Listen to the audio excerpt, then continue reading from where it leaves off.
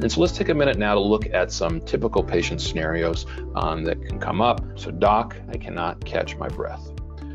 This is a 71-year-old man who presents to clinic with a chief complaint of increasing shortness of breath and cough. He notes the onset of these symptoms approximately 3 years ago, began initially with a non-productive cough, then increased to dyspnea. Over the past 2 months, he's noted a more rapid progression, which is frequently the case in my experience when these patients do present. It's really this sort of rapid worsening that can bring them to our attention. Increasing oxygen needs, now up to 6 liters per minute to hold oxygen saturations, and really now having difficulty with activities of daily living, such as going to the grocery store, climbing upstairs at home.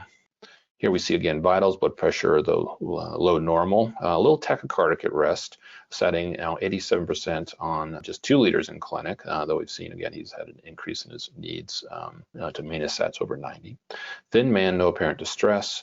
And really most notable thing on his physical exam are these rails in his bilateral bases halfway up the thorax. He does have a mild increase in his P2 and a slight ejection murmur, though his jugular venous distension, unlike our last patient, is really within a normal range with normal A waves and B waves, and he has no edema on his lower extremities. Here we see his basic metabolic, really all within normal limits, and some mild polycythemia noted on his CBC, perhaps suggesting the possibility that he is more hypoxemic, perhaps maybe not using oxygen to the degree that we need. That is a secondary polycythemia, certainly a consideration in this scenario. So here we look at his echo, and while we do see some abnormalities, that has at least what appears to be moderate RV dilatation, some RA dilatation as well. He really has very good RV function, so good movement from a TAM or TAPSE standpoint of his right ventricle. We also note some flash of TR, tricuspid regurg, coming back. Then when we go to estimate his TR jet, and keep it in mind, this really is looking at the Doppler, trying to see the velocity of tricuspid regurg. We're really unable to get a very good window on his TR, that is to get an estimate of his pressure. We see this tricuspid regurgitation envelope is poor. There's an attempt to estimate where the velocity ends, but really this is important to look at, not just reading the report, but getting an idea about how accurate you think that pressure might be in terms of this. And in this scenario, I would not put much stock in the RVSP that we measure off the echocardiogram.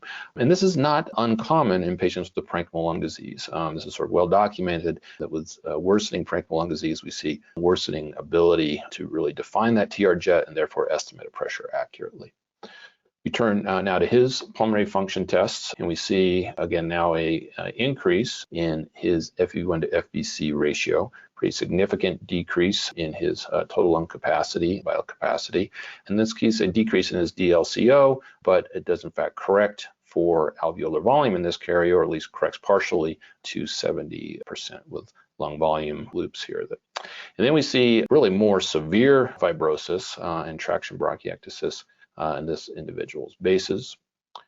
We then move on, as we did in this last patient, to an assessment of his hemodynamics. We talked about this is really important when we're considering adding other therapies for pulmonary hypertension and parenchymal lung disease, or really before we add therapies in any patients with pulmonary hypertension. Very important or essential that we assess invasively their hemodynamics. And here we see a normal right atrial pressure, a normal wedge, a mean PA pressure that's sort of mildly elevated at 28 millimeters of mercury, preserved cardiac output and index, and then a mild elevation in pulmonary vascular resistance.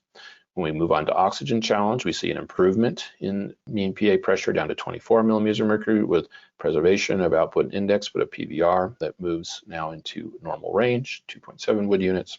And then we add a vasodilator, that is the nitric oxide again in this scenario, with again a further decrement down to 20, and again PVR is improving slightly there as well.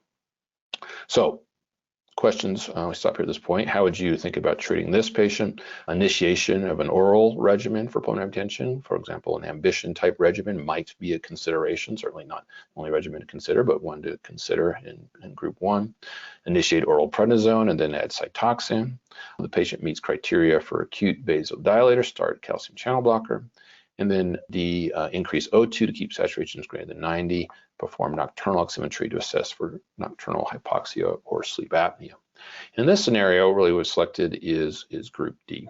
This patient presenting with, certainly for his age group, for his basilar fibrosis, what seems like more likely to be an IPF form of interstitial lung disease.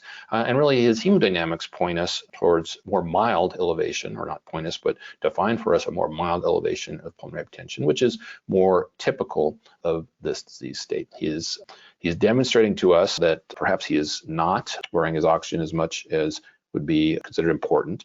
And so really, I think honing in, at least initially in this individual, on really the importance of hypoxemia and reversing hypoxemia before even considering other treatments is really essential. And what I would worry about in this patient, if A, for example, was selected, then what we would worry about is that potential for VQ matching, again, expensive ways of dropping your patient's oxygen, perhaps clinically worsening them, because he's really not showing us that his right ventricle is really the main problem, or the pulmonary vascular bed seems to be the main problem here at this point. Initiating oral pred and Cytoxan, really not useful in the IPF scenario, though other treatments certainly could be considered if we eventually come to the diagnosis of IPF as this form of ILD. And then, and this individual does not meet criteria for a calcium channel blocker, would not add this in this scenario. With that, I will stop. I want to thank you for your time and attention.